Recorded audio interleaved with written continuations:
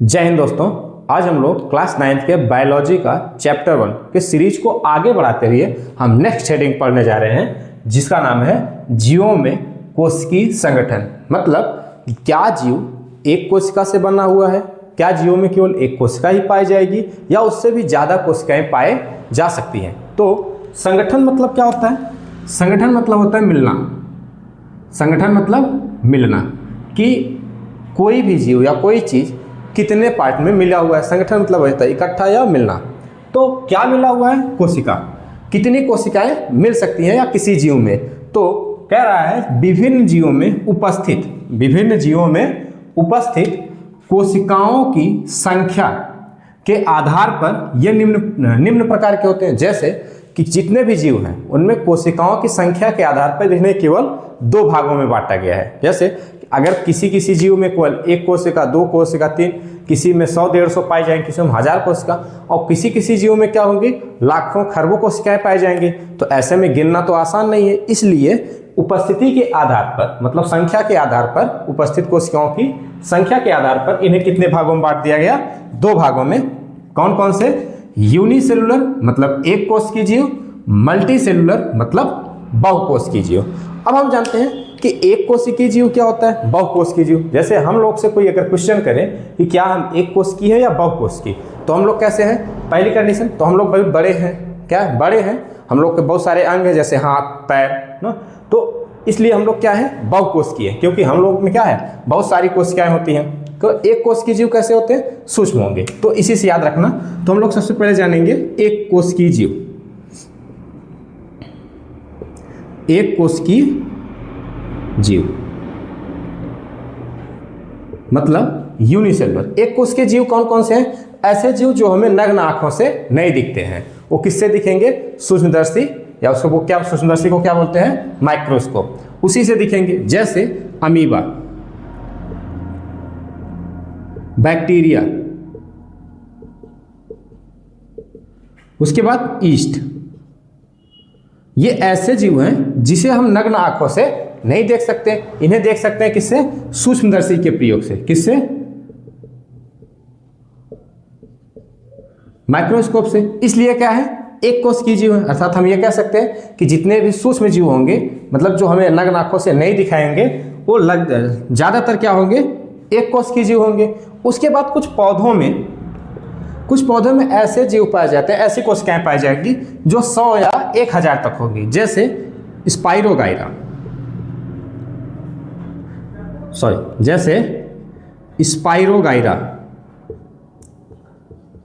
उसके बाद वॉलवॉक्स। ये ऐसी कोशिकाएं हैं जिनमें 100 या 1000 कोशिकाएं पाई जाती हैं। उसके बाद जो जटिल जीव होते हैं, जितने भी जटिल जीव होंगे वो कैसे होंगे? बहुकोशिकीय होंगे। कैसे होंगे? बहुकोशिकीय होंगे। क्यों? क्योंकि ये जटिल मतलब बहुत कठिन है, हार्ड है। जैसे हम लोग क्या है? हम लोग जटिल जीव हैं कि हम लोग कई सारे अंग जुड़े हुए हैं, और जितने भी अंग बने हुए किससे बने होंगे? ऊतक से। ऊतक किससे बना है? कोशिका से। इसलिए क्या है? हम लोग बहुकोशिकीय हैं। हम लोग क्या है? बहुकोशिकीय हैं। तो हम लोग क्या याद करेंगे?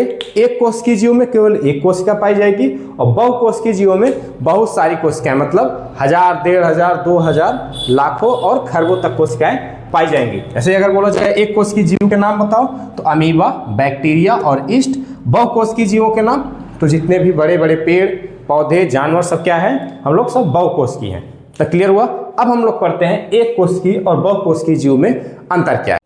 तो अब हम लोग पढ़ते हैं एक कोशिकीय और बहुकोशिकीय जीवों में अंतर। अभी हम लोगों ने क्या पढ़ा? संगठन में क्या पढ़ा?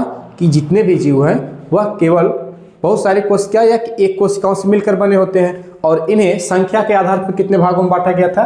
एक कोशिकीय और बहुकोशिकीय।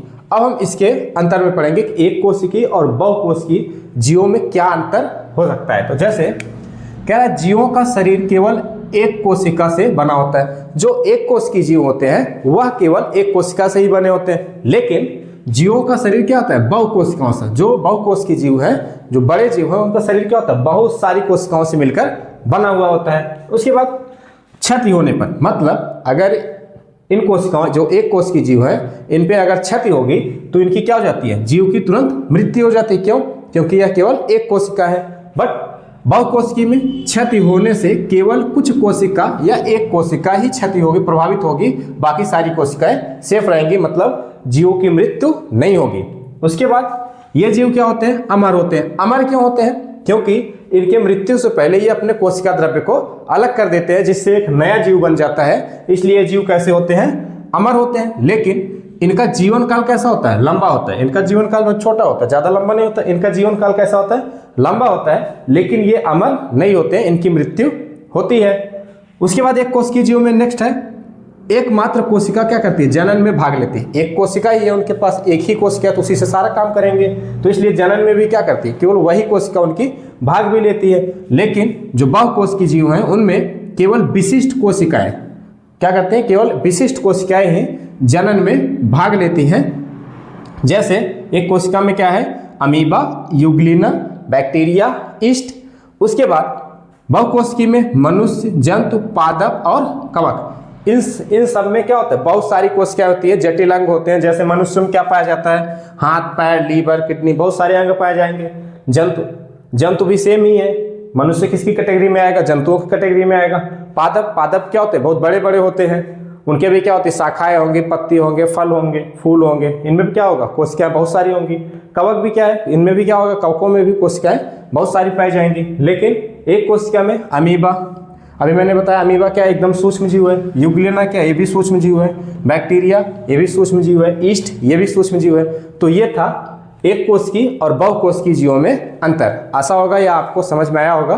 तो हम लोग अब अगले हेडिंग पढ़ते हैं, कोशिका का आकार एवं आकृति। अगर हम आकार की बात करें तो कोशिका का आकार होता है 0.5 माइक्रोन से 20.0 माइक्रोन होता है, जिसे हम किससे देख सकते हैं, केवल सूक्ष्मदर्शी द्वारा। और अभी तक ज्ञात जो सबसे छोटी कोशिका, अगर हम सबसे छोटी कोशिका की बात करें, सबसे छोटी कोशिका की बात करें तो उसका नाम क्या है, माइकोप्लाज्मा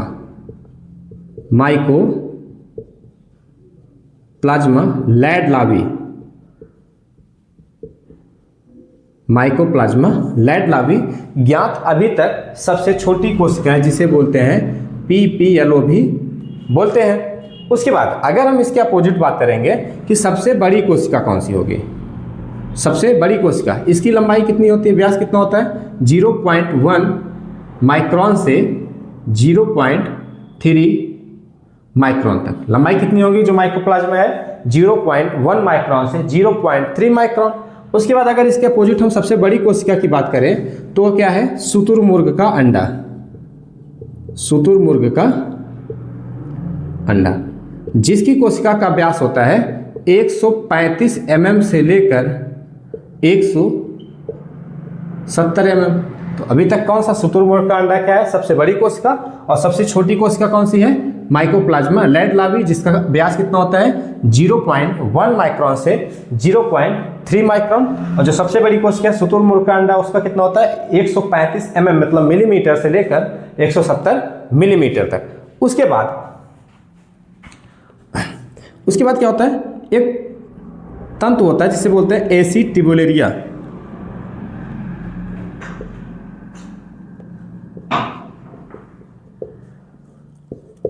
यह क्या है, ये रेशा है, ये एक रेशा है जिसकी लंबाई होती है 10 सेंटीमीटर। और अगर हम बात करें कुछ रेशे के बारे में, जैसे पटसन हो गया, जूट हो गया, ये कितनी लंबी हो सकती है, ये भी कितनी लंबी हो सकती है, 50 सेंटीमीटर, मतलब 5 से 50 सेंटीमीटर क्या हो सकती है, ये लंबी हो सकती है। उसके बाद अगर हम इंसानों में, अपने ह्यूमन्स में बात करें तो जो कोशिकाएं होती है, जो सबसे लंबी कोशिकाएं हैं, जो कोशिकाएं क्या होती है, तंत्रिका कोशिका।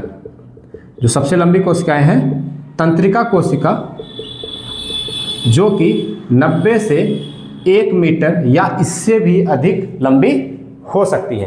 तो यह था कोशिका का आकार। मतलब कोशिका का आकार कोई निश्चित नहीं है, ये अलग अलग आकार में पाए जा सकते हैं। जैसे हम लोग को पढ़ना कि आकार के बारे में बात करें तो लगभग वो कितने पाई जाती हैं 0.5 माइक्रोन से लेकर 20 माइक्रोन तक। लेकिन ये जंतुओं के ऊपर डिपेंड करता है कौन सी कोशिकाएं और किस जंतु में पाई जाती हैं। जैसे सबसे छोटी कोशिका कौन सी हो गई, माइकोप्लाज्मा लाइट लावी, जिसका कितना है 1 माइक्रोन से लेकर 0.1 माइक्रोन से 0.3 माइक्रोन। सबसे बड़ी कोशिका शुतुरमुर्ग का अंडा 135 mm से लेकर 170 mm। जो एसिटिबुलेरिया नामक रेशा होता है उसमें कितना होता है 10 सेंटीमीटर लंबा हो सकता है। और तंत्रिका कोशिका कितना होगा 90 सेंटीमीटर से 1 मीटर या उससे भी लंबी हो सकती है। तो इतना जानने के बाद अब हम लोग जानते हैं कि आकृति, कि कोशिका की आकृति कैसी हो सकती है। तो कोशिका की आकृति कुछ टाइप से होगी, जैसे गोलाकार भी हो सकता है, अंडाकार भी हो सकता है, बहुकोणीय भी हो सकता है और बहुपृष्ठीय भी हो सकता है। यह डिपेंड करता है कि वह किस जीव में या किस पादप में स्थित है।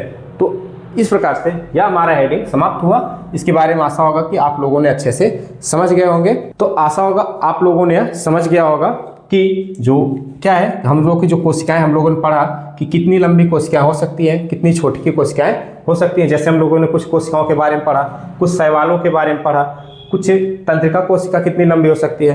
तो आशा होगा कि आपको यह वीडियो समझ में आया होगा। और अगर इसमें कोई प्रॉब्लम या डाउट हो तो कमेंट में ज़रूर पूछिएगा। मिलते हैं नेक्स्ट वीडियो में, तब तक के लिए जय हिंद।